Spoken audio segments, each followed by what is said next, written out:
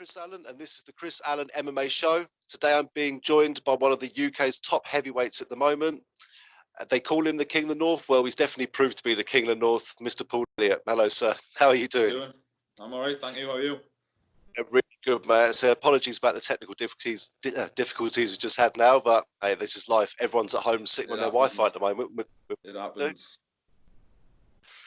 So, mate, it's been last time we saw you out fighting. You said about 6 months ago now, and it's big shame of what happened, mate. And I'm really sorry to hear that you obviously had an injury. Because what I want you to explain is someone like yourself fighting since 2017 on a good tear, 6-7 fight win streak. Yeah. How did that? What did that? Not being able to compete after that, has it affected you in any way at all? It has a little bit. It's a more of a mental battle than anything, knowing that I can't do what I need to do. But as they say, shit happens, doesn't it? You know what I mean? Nothing's a perfect ride.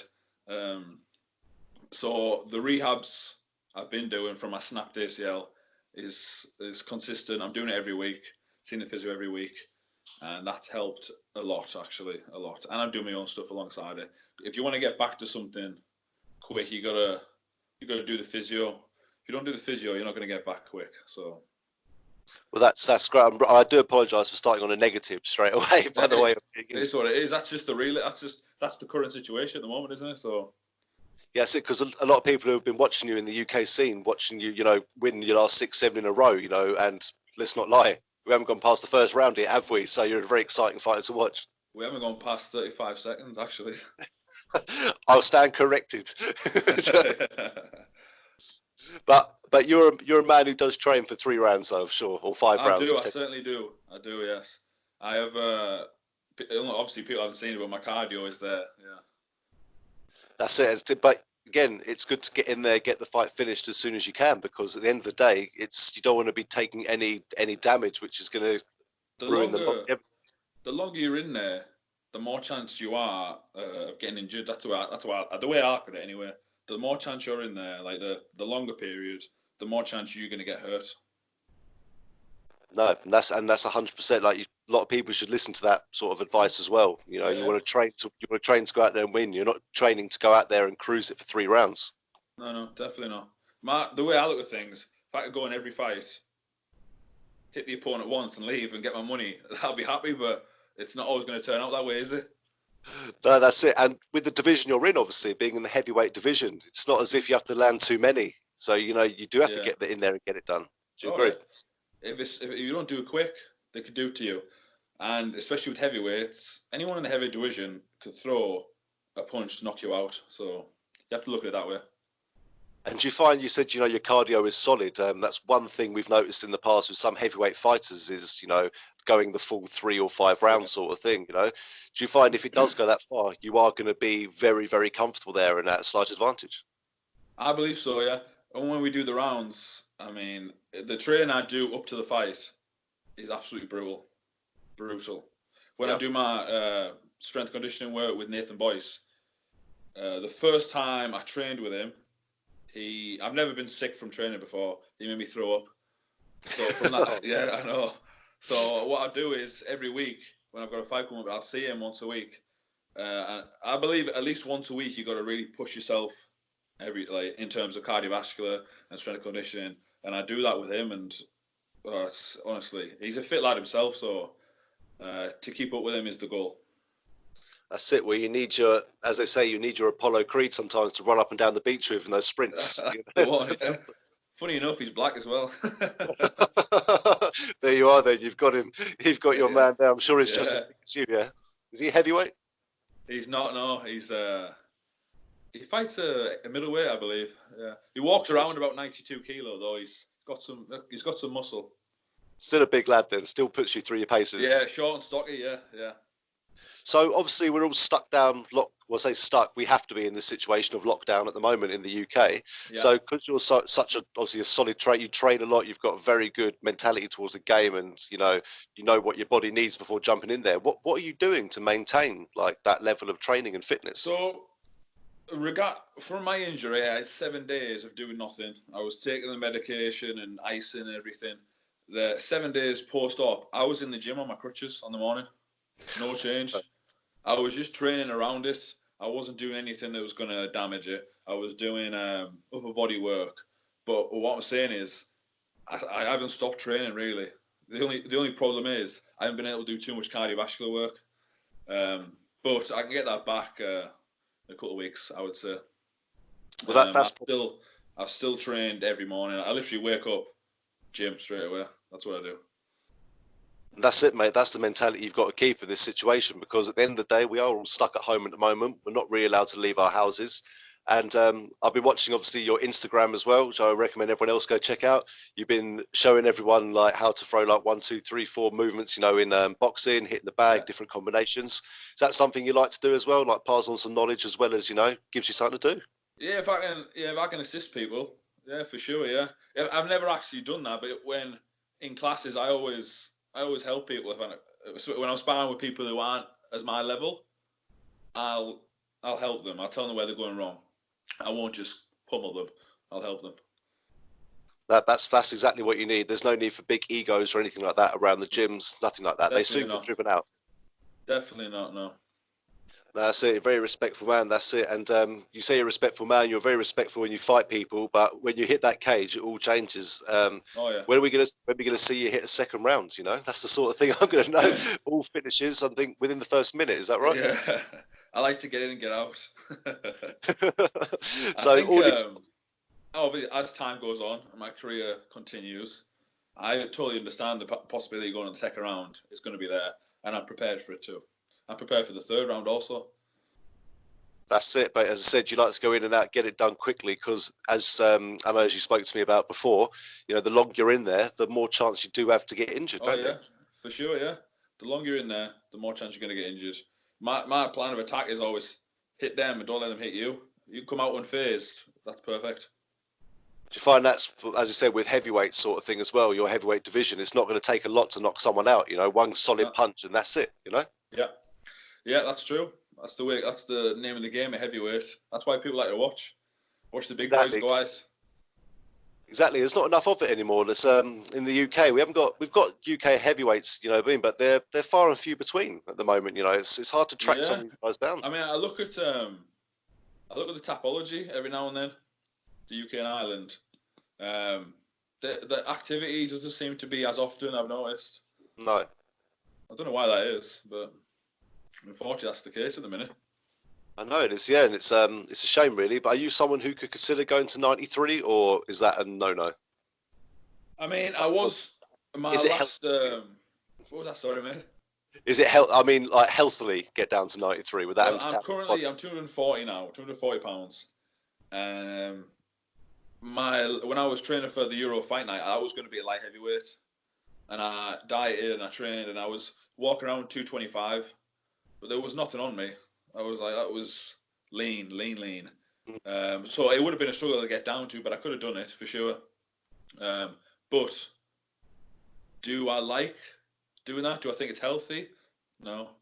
Do I like to keep my body fueled and strong throughout the whole process? Yeah, I do like doing that. And I think it's a lot healthier too. I think if you go in the cage where you walk around at, I do think that's a lot healthier. So my attitude towards staying at heavyweight is something that I'd quite like to do. But if something comes up at light heavyweight and it's a big opportunity, I will do that. That's fair enough. And as I said, you're a very intelligent fighter. You know how to look after yourself and things like that going through. So I know you wouldn't put yourself at a disadvantage if you had to cut all that weight sort of thing, Yeah, but exactly. You don't want to get in there and be exhausted. And as they say, I'm not a fighter myself, but someone who cuts a lot of weight, the energy isn't there. You actually can't take as strong as a hit as well, people say. Oh, definitely not. No, it's the fluid in your brain. That gets dehydrated too. So the less fluid there, the more chance you're going to get rocked. But I'm just glad that big organisations have taken this into account the last few years with the banning of IVF treatment, like rehydrating, all that sort of stuff. ONE FC have got it right. You're right. They've got it perfect. That's the way you should do it, really. Yeah, if you don't, you just get fined, because otherwise people are just going to start dying. I'm sure people already have passed away from this sort of thing or got very ill, and it takes is one or two, and that's the sport ruined. That's I don't think any heavyweights have actually died from fights. I think the people who died are the lighter divisions who are cutting more weight. Yeah. I believe so. Yeah, as you said, it's the dehydration of the brain, and taking shots to the head just medically, I'm sure, generally anyway, but Yeah. medically not that good. Even if you hydrate, it's not good. No, mate. So no, it's good to see that. Obviously, it keeps you all healthy, and the last thing we need is any long-lasting injuries. Because I'm a big supporter of MMA. Is actually one of the safer sports. People might see me as biased, mental for that, No, I but agree. look, I agree. look, I played rugby for a long time, and I'm sitting here struggling with back pain, sciatica, bulged it in the lot, you know. And you look at NFL guys. Yeah. Rugby's tough too. I mean, obviously it's not specific striking spots in rugby. It's just more of a get those legs and drag them on the floor, isn't it? But similar. Yeah, and then you've got things like the NFL where they used to go head first with their helmets to each other, and it's just Well, they're that's off the their. whole point because it's so padded up. They think they can do that, and they can, of course, but it just pays consequences later in life. And I just think with the refereeing, with MMA as well, they're getting a lot better. Let's say, so they're stopping the fights a lot sooner, you know, and they're really not letting things go on that shouldn't, Yeah. you know, which has been displayed in your previous fights as well. Yeah, definitely. Yeah, that's true. That's definitely true. What I love when I look at your career is you go into your pro debut in MMA against someone who's, I'm trying to think now, it was he had 36 fights. It was no 34 fight veteran or something. Yeah. Like that. Winning record. He was actually ranked number 5 at the time. How did that all come around for you? Because obviously you had a solid amateur career, and then obviously you had the opportunity. The show I fought on, he was their heavyweight champion on pro, and the promoter just said he was impressed with what I did as an amateur, and asked me if I wanted to fight him. So I was like, I get paid for this. He was like, yeah. I was like, let's do it. Let's do it. I'm sick of fighting and not getting paid. I'll fight and get paid. That's it. And look what happened. Was it that was a so that was that was a title fight? Yeah, pro that debut. was there. It was the British title for the promotion. Less He's than, big boy. and less than 1 minute as well. Yeah, 32 seconds. Yeah. I knew what he was going to do. He's very big, strong boy, and he tries to take people down. And luckily for me, I can punch and kick going backwards, so that worked out okay. Yeah, exactly. You know, I do. I've seen the fight, and it's fantastic. At MMA TC, mate, that was a fantastic career you had there through your amateur and pro career as well. Yeah. But some of your last fights obviously weren't at Total Combat. You fought a Shogun as well. How did it feel going? How did it feel going to a different promotion, seeing as this is what you were brought up? It was good promotion. I quite liked it actually. It was well set up. There was a lot more had gone into it. You could see, you know, that the crowds were larger. You know, they had the whole TV screen and everything. It looked the part, that's for sure.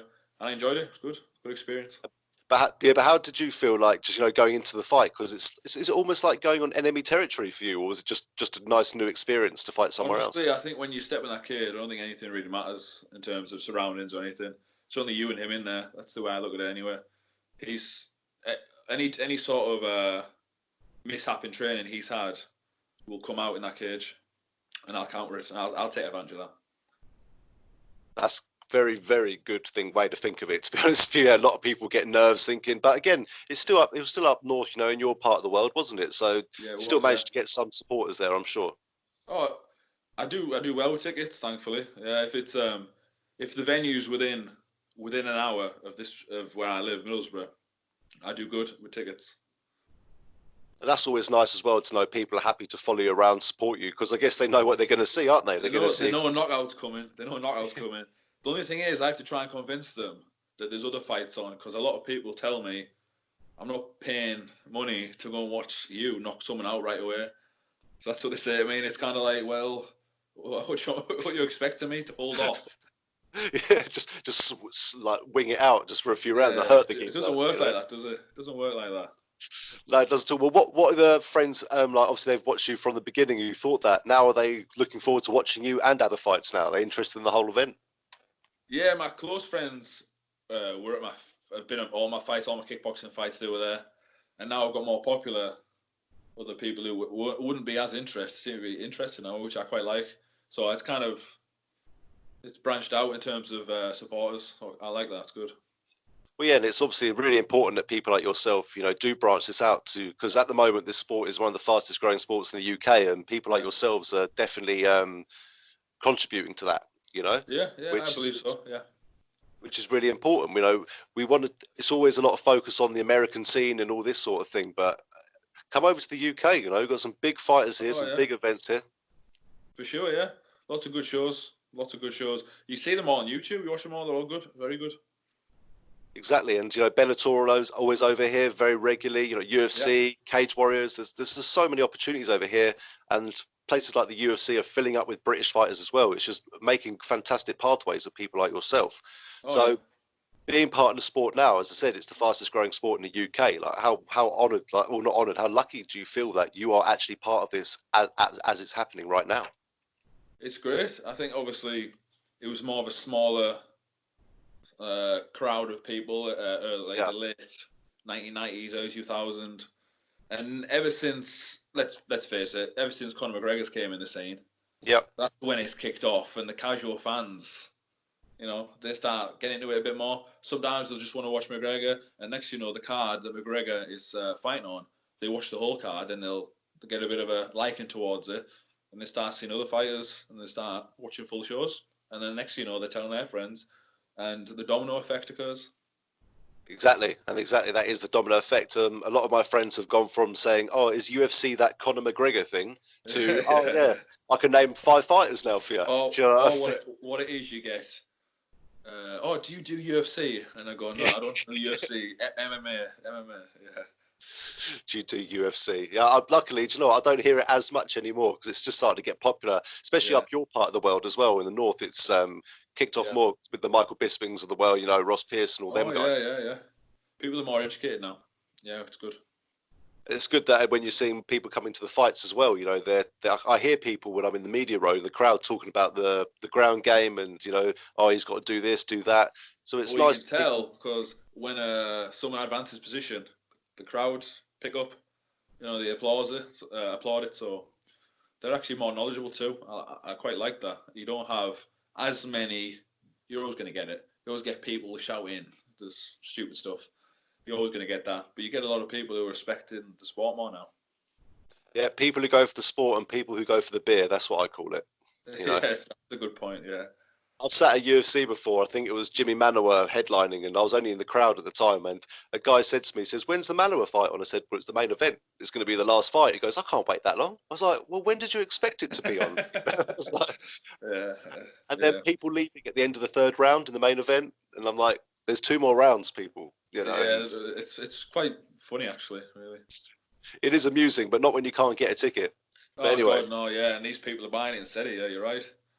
exactly, it's driving me absolutely mental. But anyway, enough about them. So I just want to quickly go back to that being negative again. About the time you got injured. So you had a fantastic streak, yeah, Yeah. and then obviously you got this horrible injury. Just explain to us how that actual injury happened. So what this I've had 2019 by the way was appalling for injuries with me. Yeah. I'll run it through you. I was scheduled to fight in Bellator February. Oh man. Start of January, I tore my pec. Oh. So I couldn't even change the gear in my car. Couldn't do anything. So I had to pull out of that. Bellator London, my manager was going to put me on there. Tore my left meniscus. I had to have surgery on that. So then I managed to fight in Shogun. All was good. No injuries. Then trained again. All good. And then snapped my ACL sparring for my Euro fight night. Sorry, mate. We got cut off there for a second. There, you just said about your fight at Shogun. Sorry. Yeah, so I fought at Shogun, thankfully. Yep. It was all healthy, all good. And then I was training for Euro Fight Night, which is the question you asked me. And then I snapped it sparring, my right ACL. I threw a left high kick on my sparring partner. As it hit his head, my leg landed on his shoulder and he's came forward. So I hopped back on one leg and he's threw a leg kick as I've hopped. And as my leg's gone down, my knee popped. Oh. Every time I went to get up, it just kept going in and buckling. So I knew it wasn't right as soon as that was happening. I kept giving way. So I drove to A&E. They told me... You drove with that injury. I drove, yeah, I'm an idiot, yeah. So I drove to A&E. They told me I'd sprained my LCL and MCL. I mean, Yeah. I didn't believe them, but I took their word. And it wasn't getting better. So then I got MRI, which confirmed a ruptured ACL, complete snap at the root. So, been through it, mate. I feel for you, honestly, mate. You've really been oh, through it. Yeah, it wasn't good last year. But my mindset, 2020, I'll get better. I'll get at least one fight in, and off we go again. Back to Bellator and all that sort of stuff again, yeah? Oh, yeah. Yeah, mate, that's where you need to be at the moment. And with the heavyweight division in Bellator, definitely needing some decent fighters. And I say they got good fighters, adding more decent fighters, let's say, to the roster. Yeah. Do you fancy fighting the rugby man, Haskell? I did actually mention that before. I mentioned that. I said I'll be his first fight. I said that.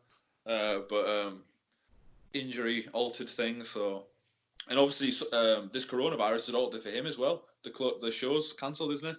Yeah, May 16th finished now. Yep, that's not happening anymore. Yeah, so maybe if there's a show later in the year, maybe that might be happening. But I highly unlikely they'll put him in with me. Yeah, I know what you mean. They're going to want to hand him someone, I think, someone a bit easy and like an easier sort of fight, I'm reckoning. Yeah. Like when UFC brought CM Punk in, Bellator with Aaron Chalmers originally, things like that. Yeah.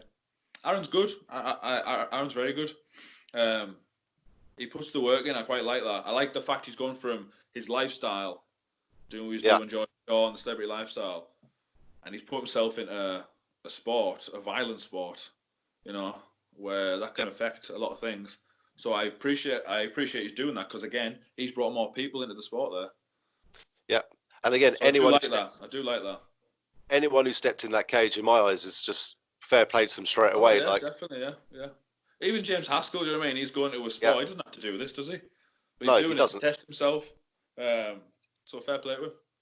Like, I've spoken to Aaron Chalmers before at the last Bellator London in the media room and stuff. And first of all, I was going to say, what a top bloke to start off with. He's spot on, isn't he? Spot on.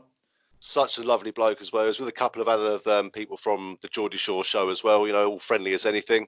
And and I don't want to say who told me this, but I heard that he was offered like a 6-figure contract to go back to Geordie Shore, but he turned it down. Just to stay with Bellator, where I'm sure he's not earning millions. Well, that says it all there, doesn't it? Exactly. You can't take any respect away from the guy. Even CM Punk in the UFC, he didn't have to do that. He was making millions in WWE. You're right. And I'll be surprised if he goes back to UFC after that as well.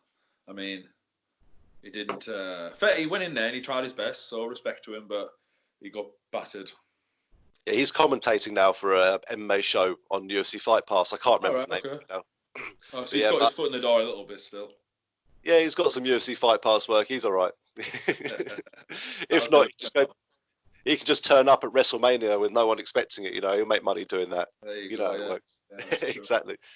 Well, one question I like to ask a lot of people, Paul, I speak to, is because I think it's important that people understand like your story and how it all happened, sort of thing, like become a fighter. Because a lot of people nowadays want to become a fighter. So before any of this sort of stuff, before even any sort of combat sport, what initially made you want to get into the combat sport world? So what started my love for fighting was, I remember watching K1 on Eurosport back in the days where Hoops and Sap and Libana, Krokop, Mighty Mo, all them were on the TV. I remember watching it, and I couldn't stop watching it. It was fantastic. And from that point, I was YouTubing it and watching. This is when I was 14. I saw that. Then I was watching Bonieski and how he was a flying gentleman and all that stuff. I would put all the YouTube knockouts on, and I'd literally a bit sad this, but I would stand in my room and I would do the exact same combinations they would throw, and I would practice doing it. Only me there. I just practiced doing it, the full video. Anyway, I started going to a local kickboxing club, and that's when it really took off, because the coach, Carl Reed, he put me in there. He taught me. He put me in there sparring with fully grown men, and I was good. They were getting the grown men were getting annoyed that I was 16, and they couldn't do anything with me because I was fast and flexible. I was even dropping the grown men with high kicks. That's crazy, man. Yeah, so that's when I knew I had something going there. But I was when you're younger, I was doing football as well. I used to play for Middlesbrough and Hartlepool. Oh, really? Oh, Yeah. amazing. And then the love of fighting, I stopped playing football. I wasn't as interested. I got released from Hartlepool and Middlesbrough because I wasn't as interested as I used to be. And when you're not as interested, if you're not as interested, you're not gonna. That will show. So I started basically fighting because I liked doing it. I liked the fact that I could defend myself when I needed to as well. Not that really ever happened because it didn't that much. You get in situations on nights out when you're younger, but I had no issues, so that wasn't a problem. But yeah, that's how I started doing it. I remember training every Tuesday and Thursday religiously without fail. Then I started fighting, the whole American style kickboxing it was, above the waist kickboxing. So the headgear and the foot pads on and stuff. Yeah, I loved it. Absolutely loved it. And from there, obviously you get a bit older. I started studying to be an instrument technician. So I was doing an apprenticeship. Okay. So I was focusing more on doing that to get paid.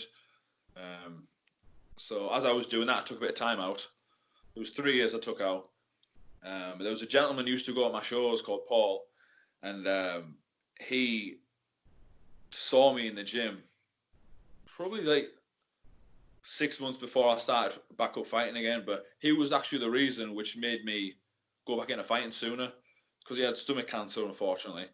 He was walking around the gym with, yeah, it's not nice. He was walking around the gym with like a bag and stuff, and a real gym goer. And he just looked at me and just said, like, shook his head. I was thinking, what have I done wrong here? He looked at me and just said, what are you doing? I said, why are you just doing weight training? Like, why don't you go back to something you were good at, which was obviously the fighting. And he only had 6 weeks to live. Something around that time, something like that it was, 6 weeks. And I thought to myself, if he's got 6 weeks to live and he's telling me, being this disappointed with me about not kickboxing and not fighting, it must mean something. So I kind of opened my eyes a little bit. And then I started changing my training plan up, basically. Then I was fully dedicated to fighting. And off I go on a knockout spree, finishing every opponent.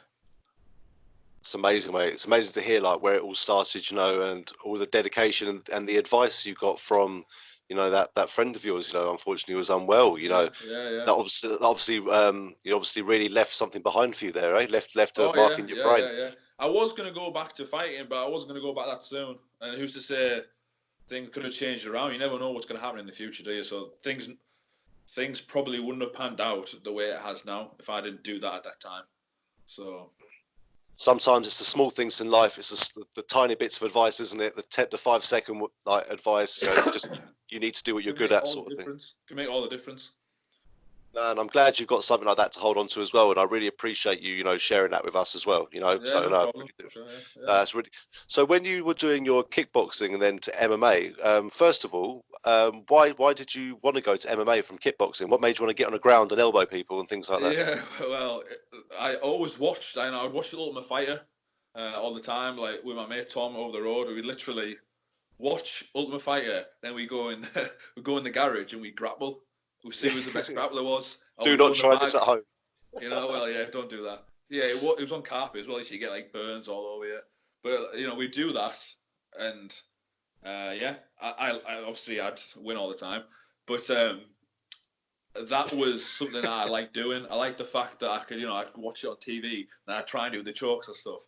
But what happened was, obviously, when I was doing my striking work, my kickboxing, when I came back after the 3 years off, I was knocking everyone out. So I was struggling getting fights. And the kickboxing I was doing wasn't as popular. There isn't as many people doing it. And my mate Macaulay was doing MMA, Macaulay Peckett. So he suggested going along with him to do it. So I was all for that. Started training, and then did the amateur fights, and then the professional fights. And that's how it all started. Because the Ultimate Fighter show and all the UFC shows, I watched that religiously, just like I did with the K1. So I bet you'd love to get. I bet you'd love to get in the house yourself. If I was a fighter, I'd love to have a go at that. So 2018, the heavyweights division Yeah. was for the Ultimate Fighter, right? I had a fight May the 6th lined up. My plan was to win that fight. That was going to be 3-0. And then I was going to fly up to Vegas the following week. That was the plan. Unfortunately, the fella failed his medical and I didn't fight. So I missed the opportunity to go to Vegas and try out for the Ultimate Fighter. What? So they said if you win this fight, you can come over and try out for the what Ultimate it was, Fighter? basically, if you had 3 fights, you could go out to Vegas and try and get into the house. That's how it works. You had if you had 3 professional fights as a heavyweight, and you had a winning record, you could fill out the form and you could go to Vegas and try out. And you'd have to do some sort of grappling work and striking work. They'd look at you and they'd decide if you were suitable or not. So, but I couldn't get the 3-0 in time because he failed his medical on the day. Well, it's nice to see you haven't given up on it. You know, your dreams and stuff. You know, with the whole Bellator having to put out for injuries on 2 occasions. Yeah. I keep going.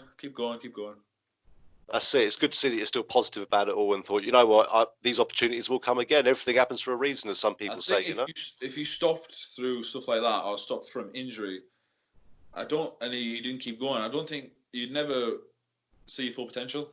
So I think if you continue that and you just keep chipping away at things, then the final piece might be something special. That's it, mate. I completely agree with you. I really do. And one question, actually, and it's probably quite obvious, actually, the answer to this. Okay, but your nickname, the King of the North. I know you're from the North. You're the King, obviously. But were you given this nickname, and if you were, who gave it to you and how? Do you know what it was? We were driving back. We'd been at the Bellator London event, and I was with my manager and a few of his friends. Me and my mate Charlie were driving back, and the song Bugsy Malone, King of the North, was playing. Yeah. And we were just thinking this. We were saying like on about walkout songs, and we were saying that would be a perfect walkout song. And then we thought, hold on a minute, why don't you just be King of the North because you're from the North, King of the North. Call yourself the King of the North because it'll annoy people. Yeah. Well, yeah. So do that and come out to Bugsy Malone, and it's a perfect fit. And I was like, yes, we'll do that. So we've done that, and that's stuck. And then now all I do is whenever I write something, I'll hashtag KOTN to try and get the ball rolling a bit. Amazing, mate. Amazing. I love that, mate. I love how that came around. So do you walk out to that theme tune as well? Every time. That's it, mate. I love that. It's a nice memory. Got it down to a T, went to walk out as the music kicks in. You're going to come out soon with Adesanya style, you know, dance and all that sort of stuff. Back in dances. I'm sure some of your mates will be quite happy to have a go with you. Come out and have a bit of a laugh. After a few drinks, maybe. Yeah, brilliant, mate. Well, I'll tell you what, Paul, mate. Again, it's been fantastic chatting to you, mate. I really appreciate you taking this time. And, you know, after hearing, I've learned a lot about you today myself, which I never knew about, you know, certain opportunities and experiences you've had. And obviously, I've seen your fights up until now, you know, great fights, dominating performances. And it's just such a shame with your injury. But how long now do you reckon you feel you're going to be, you feel ready to get back in there again? So realistically, with ACL injuries, they say 6 months is the time frame for rehab, and then you build yourself back up from that point. GSP, he snapped his ACL left and right leg. I totally get that he's getting top level treatment, but he came back after a year. A lot of people I know have come back. Like I know who've done it from what I've researched. They came back after 6 months, between a year. But the longer you wait is usually the better because the less chance of it snapping again. It's better that way, really. So I'd quite happily wait a month or two longer to fight than go back early and damage it again. That would just be silly. So hopefully early winter time. Well, to be honest with you, mate, obviously I'd love to see you back in a couple of months, but I still think we're going to be stuck within 4 walls in a couple of months, unfortunately. Yeah, it certainly seems that way, doesn't it? But really does. I mean, all being well, a couple of months would be good, but that's not realistic, I don't think. So I'll try and be realistic and say, from this point now, 5 months for me to be fit and healthy and back to myself. Well, this sort of couldn't. I know it's never a good moment for this sort of stuff to happen in the world, but the fact it's happened now is giving you the opportunity. Well, You yeah, know, to get yeah. up more. I mean, I don't like the fact this is going on at the minute because people are getting ill, but I am pleased I'm not missing out on too many shows. No, that's it, and not being tempted. I know you're an intelligent man, Exactly. but not being Yeah, tempted. I get offered fights, but I'm not gonna risk damaging it again because this right now I'm in a rehab. It's not fun at all. I want to go and do things that I can't do, but so. Well, I'll tell you what, Paul. It'd be great to have you on one of the shows that I help out with some in the future, mate. You know, it'd really be great to get you on. Yeah, yeah. Like great to get you back on Shogun as well. You know, it'd be great to see you again there. Maybe collect some more titles. That's always a good idea. Always a good idea. Well, I'll tell you what, Paul. I'll let you get off, mate. But again, thank you very much for joining me today, and it's been really, really, really interesting. And again, speedy recovery, and I can't wait to see you in there and what the rest of the year, if we can get out of these houses, the rest of the year holds for you, mate. Yeah, thank you very much. All No you worries. heavyweights, end of the year, I'm coming. So look out for me. That's it. Look out for this man, Paul Elliott. And again, if you want to follow him, follow his Instagram. And just actually tell you what, Paul, let us know where people can follow what you're doing, mate, and things like that. Yeah, so Facebook is Paul Elliott, that's double L-double-T. And my Instagram is Paul J Elliott 92. That's all one word. There's quite a good bit of content on there for people to see. And I post things every so often so everyone can see what's going on. You know, what I've got coming up, potentially. So That's it. And there's some combinations you can learn on the recent videos as well on the bag. and there's that too, and I'll be doing that again next week, no doubt. There we are. So we want to be seeing videos getting sent back to him, copying the combinations, and we'll see if you can throw him better than the man who's been out for 6 months, but looks like he's been out for no time at all. All right. Lovely, mate.